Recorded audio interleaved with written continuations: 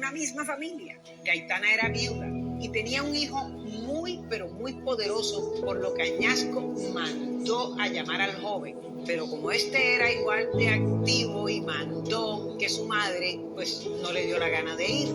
Pero como el español se sentía el dueño de la zona, lo mandó a buscar a la fuerza, le clavaron un par de esposas, le pusieron un collar como si fuera un perro para humillarlo, y así lo condujeron delante de todos los demás indígenas, dizque para que cogieran escarmiento. ¿Qué tal esa? Cuando Gaitana se enteró, esa mujer se sintió tan desesperada que salió a buscar a su hijo, pero cometió el gravísimo error de ir sola y le tocó ver cómo el español lo juzgó. Le dictó una sentencia, se puede decir que sin fórmula de juicio, y lo quemó delante de su propia madre. ¿Será que ustedes pueden imaginar el dolor que sintió esa mujer?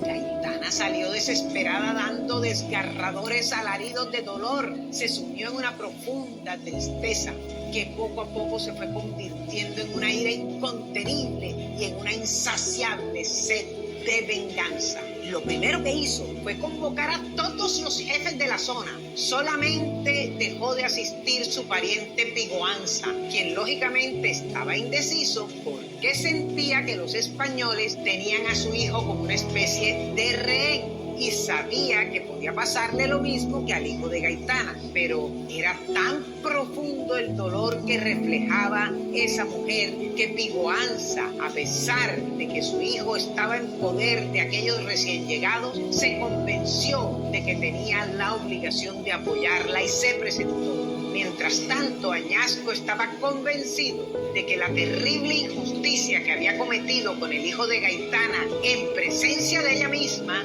había generado un terror tan, pero tan grande entre la gente que en ese momento nadie se atrevería a disputarle el dominio y el señorío que ya él sentía que ejercía sobre toda la zona, por lo que se atrevió a exigirle vasallaje al propio Pigoanza, suponiendo equivocadamente que este vendría corriendo a rendirle tributo, que estaría aterrorizado porque tenía a su hijo en el campamento. Y en efecto, el español lo consideraba como un valiosísimo rehén. Pero la codicia volvió ciego a Añasco. Solo pensaba en todo el oro que quería hacer suyo. Tan pronto Pigoanza le rindiera vasallaje, perdió la perspectiva de todo. Con lo que no contó fue con la indignación que sentía el jefe guerrero por el atroz crimen que se había cometido contra el hijo de Gaitana. Además de que ésta le había pedido que vengara a su hijo. No obstante, él sí albergaba el temor de que al suyo le pudiera pasar exactamente lo mismo. Pero como el buen guerrero y el gobernante que era, decidió anticiparse y reunió a 6,000 de los guerreros más bravos de toda la región, que estaban convencidos además de que la victoria sería suya, porque superaban con creces a los crueles invasores. Y así fue, casi acabaron con todos los españoles en la primera embestida, pero se le escaparon 3, solamente 3. Añasco cayó preso y los nativos solo pensaban en vengar tanto al joven jefe Huiponga, así se llamaba el hijo de Gaitana, así como a todos los demás que habían sido torturados y asesinados por aquellos indeseables intrusos. Cuando llevaron a Añasco a enfrentar al gran jefe Pigoanza, el cobarde español se arrastraba clamando a Dios clemencia, precisamente esa clemencia que jamás tuvo para con los indígenas. Pero Pigoanza decidió que debería ser Gaitana, que era la ofendida, quien decidiera qué castigo debería recibir el que para entonces ya era un apocado invasor. Fue en ese momento cuando la gran guerrera descargó con premeditada crueldad y alevosía toda su sed de venganza. Lo primero que hizo fue sacarle los ojos ella misma con sus propias manos. Quería que Añasco padeciera al menos todo el dolor que ella y su hijo habían sentido. Después, con su cuchillo, le hizo un hueco debajo de la barbilla.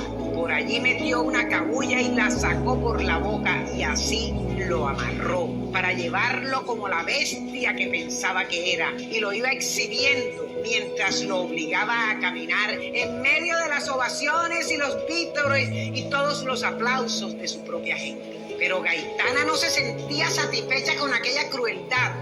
Cada tirón que le daba, a Añasco se le iban desprendiendo las mejillas para dejarle el rostro hecho jirones. Cuando el español estaba moribundo, le cortó un pie, después una mano y le cercenó de un tajo los genitales. Esa mujer estaba bien brava y así lo fue haciendo picadillo hasta que murió en el más horrible dolor.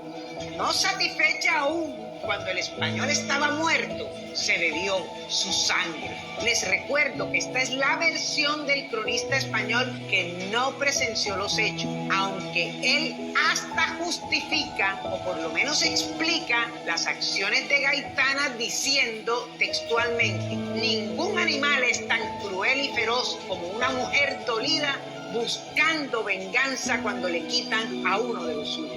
Cuán profundo sería el dolor de Gaitana, que aún no se sentía satisfecha y convenció a Pigoanza de que era necesario arrasar con todos aquellos intrusos. Fue así como se alistaron todos los ejércitos que pudieron reunir para defender esta vez su libertad y sus tierras. Salieron 12,000 hombres.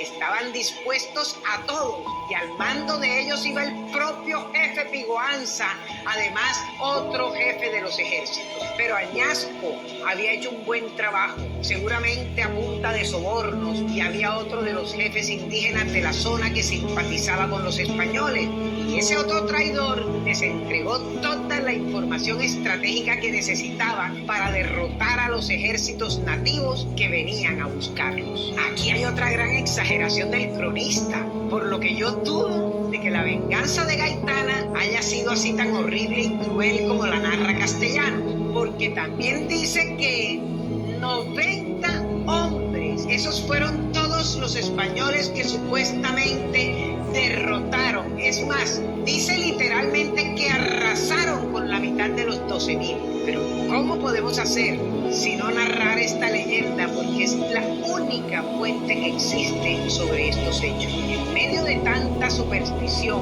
uno de los supuestos testigos dijo que los nativos habían perdido aquella imaginaria y feroz batalla porque Gaitana los había salado al beberse la sangre de uno que era cristiano. Y como al caído caerle, al haber perdido la batalla, el cronista ya ni siquiera la llama cacica, sino vieja maldita. Y como la historia la cuentan los vencedores, nunca más se volvió a saber de esta poderosa mujer a la que, como a tantos otros, la ambición y la crueldad del invasor español les destruyó completamente su vida y la de su familia y la de su tribu. Tal vez la única conclusión cierta de esta historia es que si muchos hubiesen tenido el coraje de Gaitana y Pigoanza, la historia de América sería muy, pero muy distinta. Por eso la respetamos aquí en tierras americanas.